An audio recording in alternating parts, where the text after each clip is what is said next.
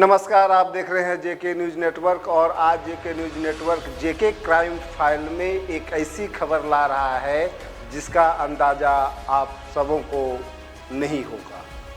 जी हाँ, यह खबर है हनी ट्रैप किडनैपर बिहार का सबसे किडनैपिंग के मामले में चर्चित चंदन सोनार का, जिसे पश्चिम बंगाल पुलिस ने मध्य प्रदेश के सिंगरौली से पकड़ा, वह भी एक क्रिमिनल के रूप में नहीं।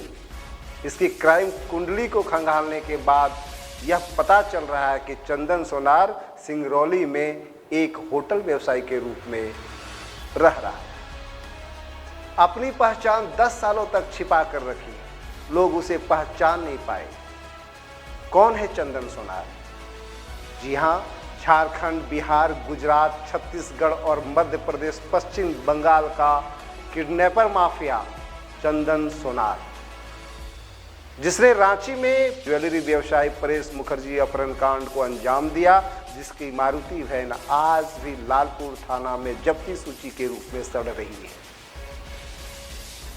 आज चंदन सोनार को पश्चिम बंगाल पुलिस ने सिंगरौली से एक होटल कारोबारी के रूप में पकड़ा है। वह भी तब जब पश्चिम बंगाल में चंदन सोनार ने अपने गिरोह के साथ मिलकर एक व्यवसायी के अपहरण की योजना क्या बनाई, अपहरण ही कर लिया था और 2019 में एक मामला भी दर्ज हुआ था।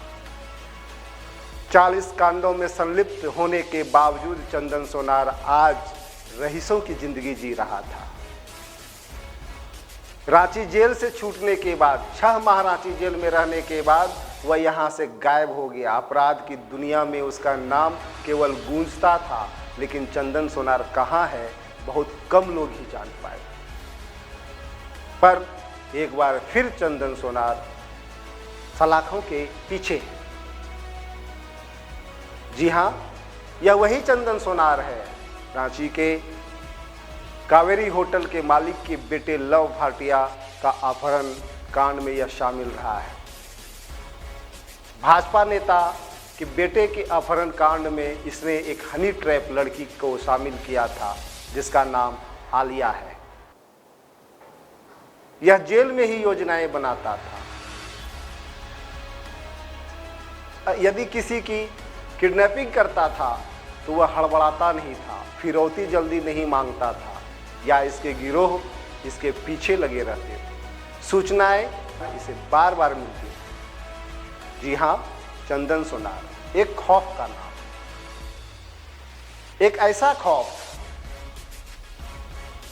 इसकी एक खासियत है चंदन सोनार की, यदि वह किडनैपिंग करवाता है या करता है तो वह अन्य गिरोहों के बीच में उसकी बोली भी लगाता है। जब वह देखता है कि वह पकड़ा गया है, पकड़ा जाएगा, तो वह उसी क्षण उस व्यवसायी की कीमत वह दूसरे आपराधिक गिरोह से लगा देता है। कुख्यात चंदन सोनार सिंगरौली में चंद्रमोहन के रूप से जाना जाता था, जिससे व्यवसायी थर-थर कांपते थे। जीवन में उसने और कोई काम नहीं किया, किडनैपिंग उसकी पेशा बनी, किडनैपिंग ही उसका आधार बना और किडनैपिंग माफिया जाने लगा।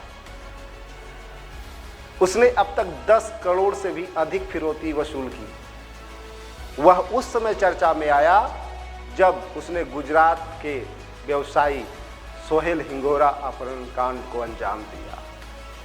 उसने चुटिया के ही राकेश उर्फ डिम्पू की मदद से न सिर्फ भाजपा नेता के बेटे की हत्या की योजना बनाई और आज चंदन पकड़ा गया है। चंदन ने उस समय परेश मुखर्जी अपहरण कांड को अंजाम दिया जब रांची दक्षिणी छोटा नागपुर प्रमंडल के डीआईजी अखिलेश झा उस वक्त प्रोबेशनर ऑफिसर के रूप में रांची में योगदान दिया था। यह टीम चंदन सोनार के उस गढ़ को भेदने निकली थी।